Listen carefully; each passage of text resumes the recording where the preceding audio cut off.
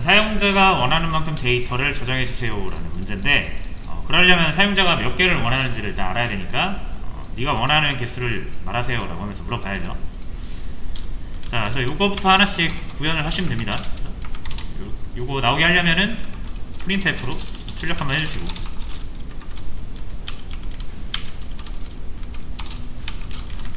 이렇게 출력해 주시면 되죠. 그 다음에 실제로 입력이 들어와야 되니까 스캔F를 통해서 숫자를 받아주시면 되고요. 받아서 저장할 변수가 필요하죠.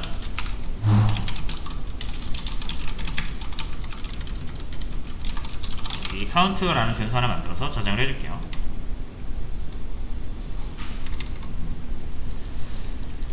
자, 해서 뭐 이렇게 입력을 하시면 되고요. 자, 그 다음에 실제로 이제 저장을 해야 되는데, 여러 개 저장하는 건 이제 배열이죠. 그래서 배열을 만듭니다.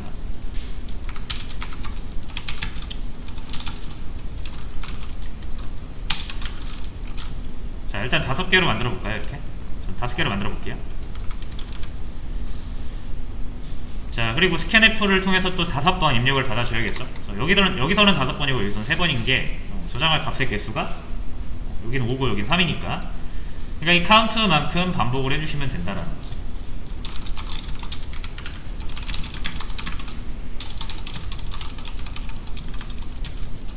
그래서 스캔F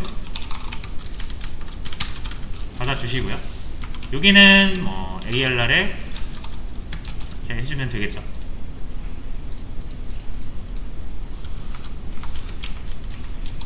자, 그 다음에 요거 프린트F로 한번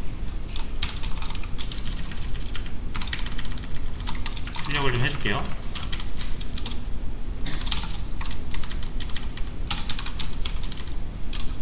뭐 이렇게 하시면 되죠. 이런 거 많이 저희 해봤잖아요. 그죠? 자, 해서 잘 되는지 한번 해보시고, 3개 1, 2, 3 여기다 플러스 1 해줘야 되겠네요. 그죠? 0부터 나오면 좀 이상하니까 5개 1, 2, 3, 4, 5. 자, 잘 저장이 됐으면 이제 여기서 출력을 해줘야겠죠.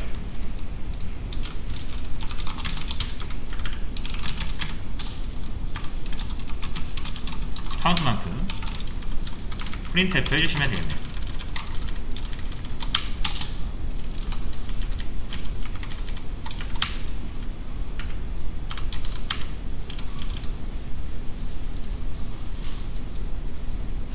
프린트F 요거 ALR의 i번째.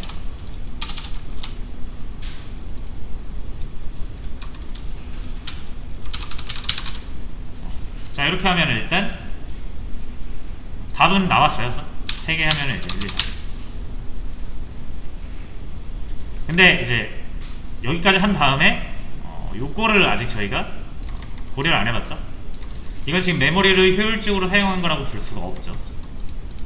왜 효율적이지 않냐면, 일단 5개는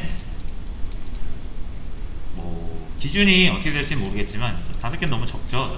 만약에 데이터를 10개 저장하고 싶으면 우리 프로그램 못 쓰는 거죠. 너무 작게 한 거예요.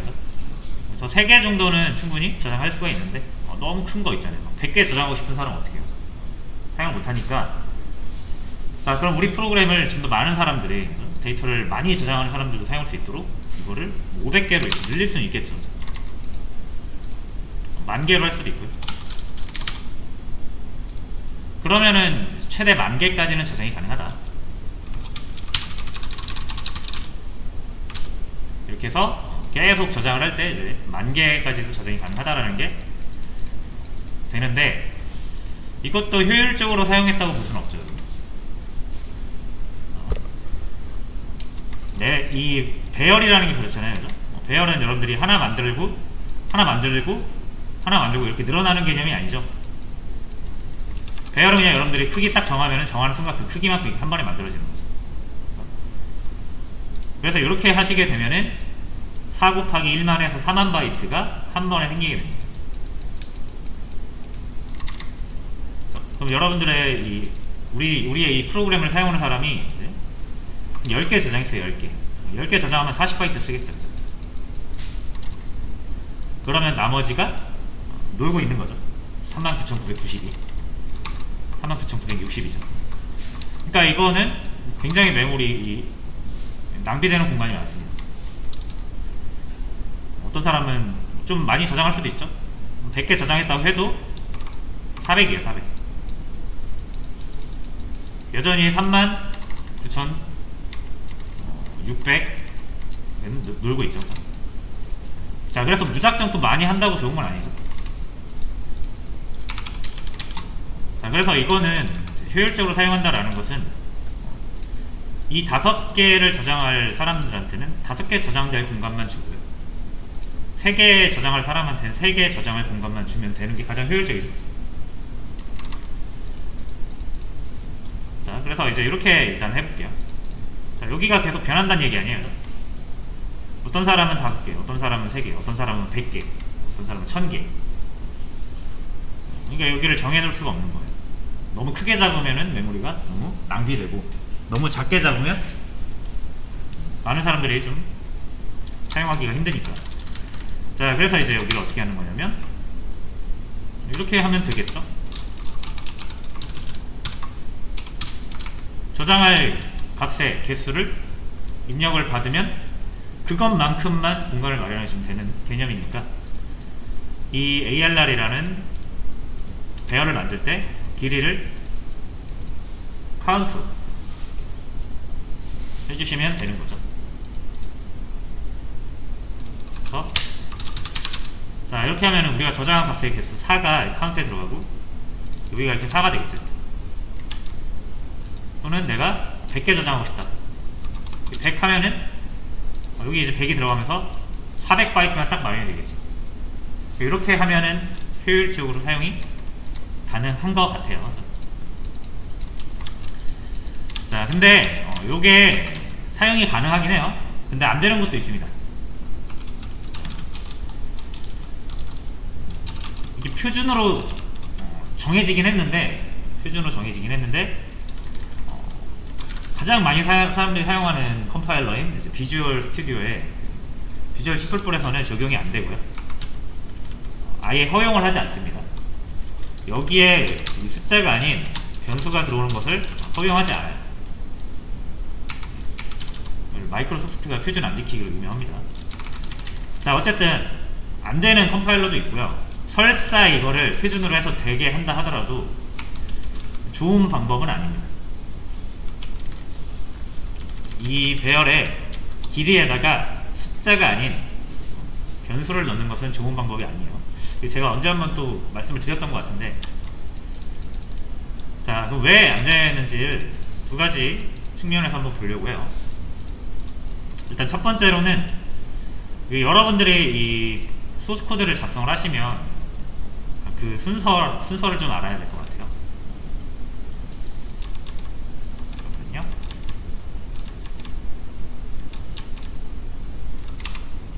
그릴게요. 자, 예를 들어서 여러분들 소스 코드를 작성을 하시면은 뭐 int a는 10이다, 그리고 뭐 int arr 5다, 뭐 이런 식으로 코드를 작성을 하시죠. 자, 그럼 과정이 컴파일 한번 거쳐요. 그래서 나오는 게 이제 실행 파일이죠. 자, 실행 가능 파일은 그냥 이거랑 똑같은 거예요. 똑같은 건데 이렇게 안 쓰여 있고 010101 이런 걸로 써 있는 거죠. 자, 근데 이제 만약에 여러분들이 이 실행 파일을 컴퓨터에 돌리잖아요. 컴퓨터에 너 이거 실행해 라고 했는데, 컴퓨터에는 가용 자원이 있어요. 가장 대표적인 게 CPU랑 메모리인데, 이 메모리의 상황을 컴퓨터가 막 극한의 작업을 하고 있으면 메모리가 정말 없을 수 있거든요. 막 메모리 다 사용하고 있고 이만큼밖에 공간이 없을 수도 있어요. 자, 그럼 이 실행 파일 요거를 우리가 컴퓨터한테 야, 이거 실행해 라고 했을 때 얘가 실행할 수 있겠냐라는 거죠. 실행을 하려고 했다가 실패를 띄울 수도 있고. 자, 그러려면은 이제 컴퓨터가 나 지금 네 거 실행 파일을 해주려면 메모리 공간이 필요한데 내가 그만큼의 여유분이 없다, 알아야 될 거 아니에요. 그래서 이 코드가 어쨌든 실행되려면 몇 바이트가 최소 필요합니까? 4바이트랑 20바이트에서 24바이트가 필요한 거잖아요. 24바이트 공간이 없으면 실행이 안 되는 거죠.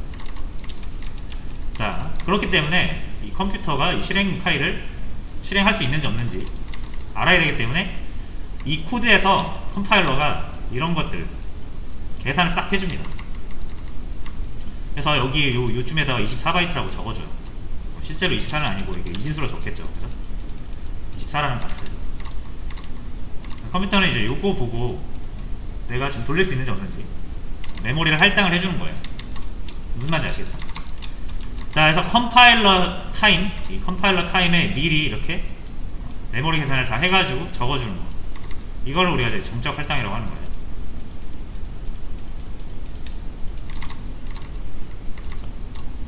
왜 정적이라고 하냐면 정적이라는 건 움직이지 않는다는 거거든요. 않는다라는 거거든요.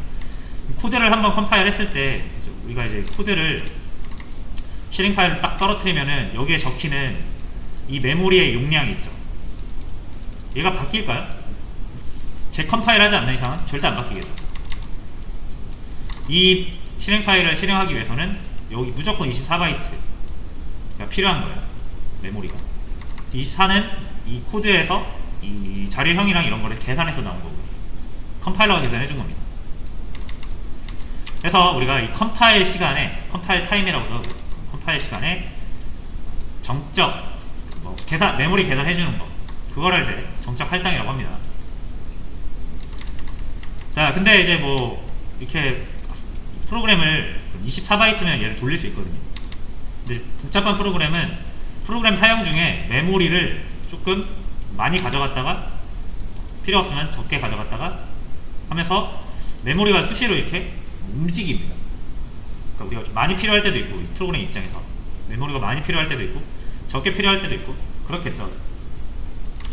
그건 이제 뭐에 의해서 결정되냐면 이 프로그램이 실행되는 그런 추세, 어떤 그 흐름에 따라서 달라져요.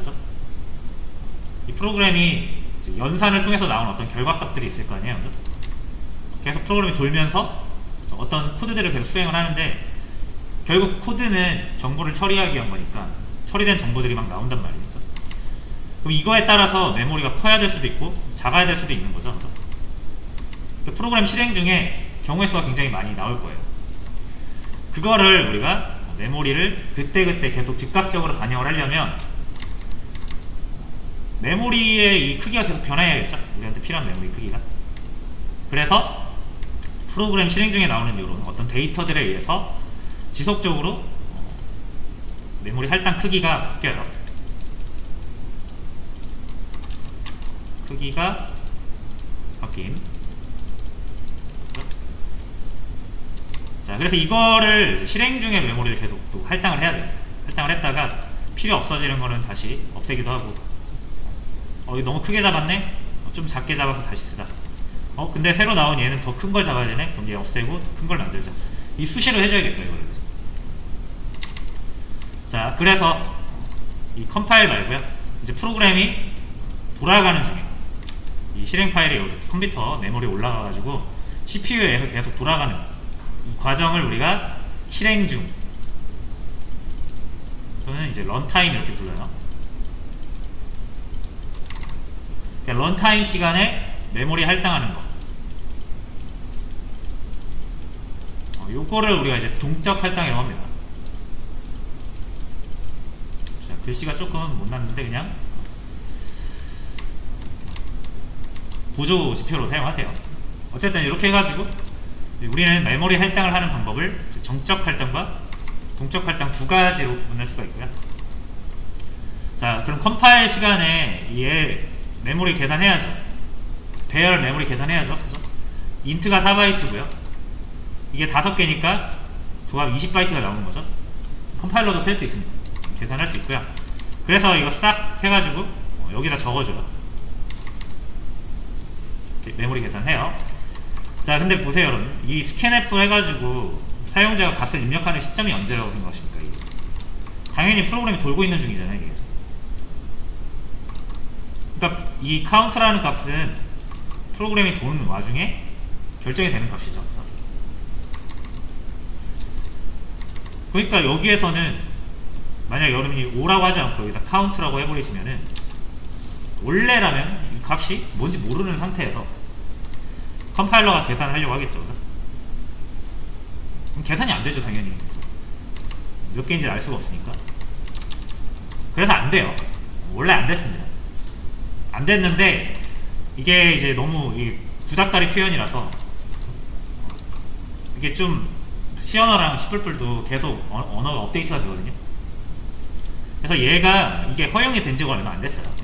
이렇게 그 변수를 써가지고 배열을 표현하는 게 얼마 안 됐는데 그럼에도 불구하고 안 씁니다. 잘.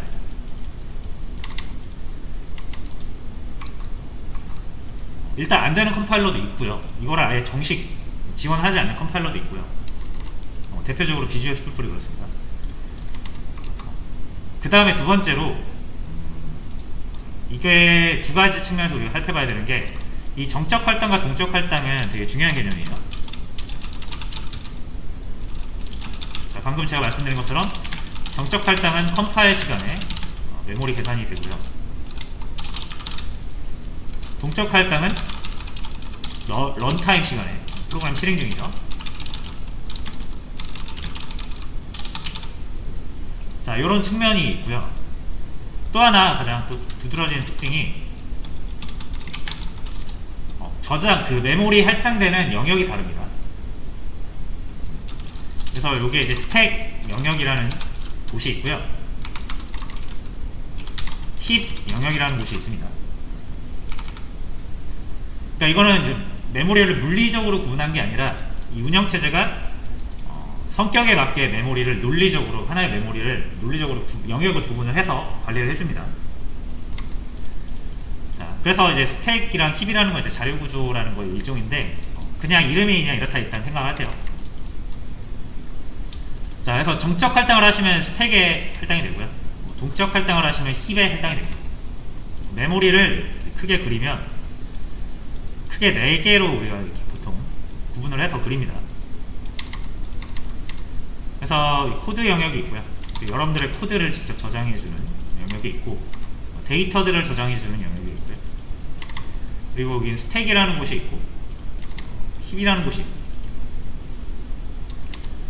그래서 우리가 일단 이 두 개가 제일 중요해요. 자, 그래서 스택과 힙은 어떤 차이가 있냐면 말 그대로 아까 말씀드린 대로 정적 할당하면 이제 스택이에요. 동적 할당하면 힙이에요. 됐죠? 자, 그리고 그러면은 만약에 여러분들이 여기서 그림이 좀 많이 지저분해졌는데 코드로 볼게요. 그냥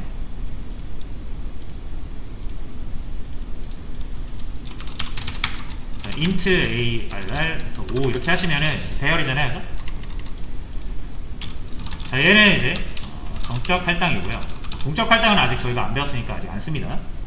우리가 지금까지 쓰는 건 모든 게 다 정적 할당이에요. 자, 정적 할당 하시면 이제 5, 4, 20바이트 할당이 되는데 여기 할당이 됩니다. 20. 그리고 요 ARR이라는 이름은 요 주소를 가리키겠죠? 자, 됐고요. 자, 그러면은 이제 제가 왜 두 번째로 표준으로 허용을 해서 여기를 변수로 이렇게 해도 되는데 해볼게요. 자, 이렇게 해도 지금 우리가 사용하고 있는 니플에서는 허용이 됩니다. 이게 에러 없이요.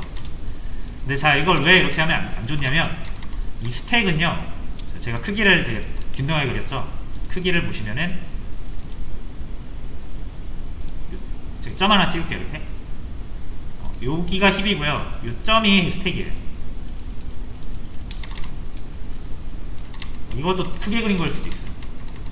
그러니까 스택은 힙에 비해서 어마어마하게 작은 공간을 갖습니다. 만약 4기가의 메모리가 있으면은 1MB 정도만 스택이 있어요. 1에서 2MB 정도. 물론 이건 조정을 할 수 있긴 합니다. 근데 기본적으로는 이제 1MB, 2MB 이렇게 스택이 차지하는 공간은 많지 않습니다. 자, 근데 이제 스캔F라는 걸 통해서 여러분들이 이 카운트 값을 받아가지고 이렇게 할당을 하시면은 이 프로그램을 사용하는 사람은 이런 컴퓨터에 대한 지식이 없는 사람들이 대부분일 거 아니에요. 그러니까 아, 나 모르겠다 해서 막 100만 이렇게 쓸 수 있는 거거든요. 무슨 말인지 아시겠나요? 이렇게 여러분들이 스캔F를 받아서 카운트를 정하게 하시면 이 값은 프로그래머가 정하는 게 아니라 이 프로그램을 사용하는 사람이 이렇게 입력을 통해서 이렇게 정하는 거거든요. 그러면은 이게 뭐 어느 정도 크기까지는 허용이 돼도 이게 엄청 크게 이렇게 크게 잡으면은 이 할당이 이제 스택이 터지면서 에러가 난단 말이에요.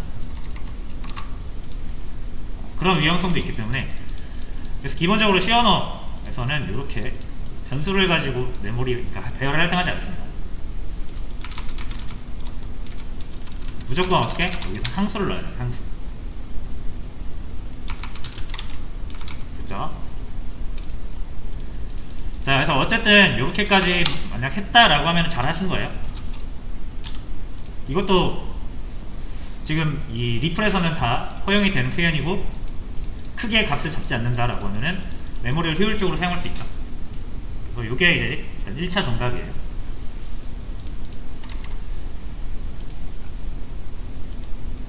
그렇죠?